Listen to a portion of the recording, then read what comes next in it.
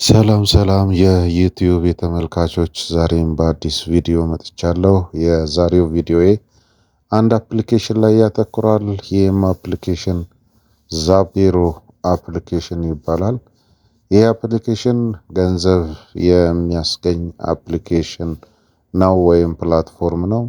ነገር ግን እኔ ገንዘብ ያስገኛል ብዬ በኢሜይሌ ሬጂስተር ካደረኩኝ በኋላ በቀጥታ ያስመርጣል። ዋትሳፕ እና ቴሌግራም አለው። ስለዚህ ዋትሳፕ ላይ ነው ስራውን የምንሰራው። ዋትሳፕ ሎጊን እናደርጋለን። እንደገና ደግሞ ተመልሰን ወደ ዛፔሮ እንመጣለን። ከዛ ሎጊን እናደርጋለን። በዚህ መልኩ ነው። መጨረሻ ላይ ግን ዋትሳፕን ባን ለማድረግ ዋርኒንግ ሲሰጠኝ አቁሜዋለሁ። እዚህ ጋር እንደምታዩት ማለት ነው።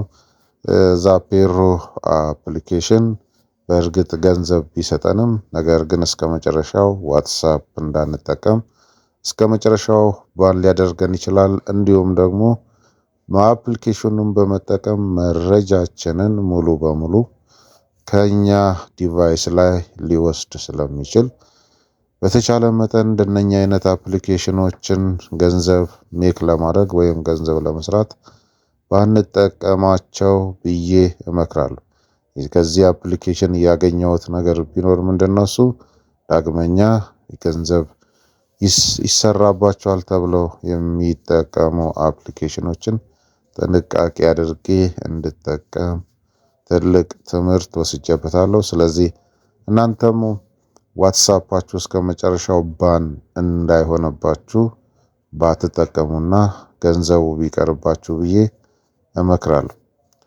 የዛሬውን ቪዲዮዬን በዚህ አበቃው።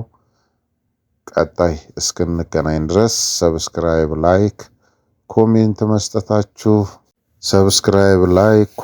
መስጠታችሁ እንደተጠበቀ ይሁን።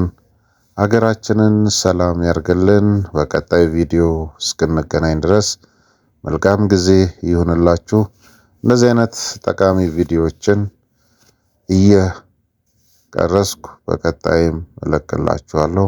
እስከዛው ቻው። መጽሐፍ ይዘን ስንሄድ ሕይወት ይዘን ስንሄድ እንዴት ሞኝ እንባላለን? ሞኝነት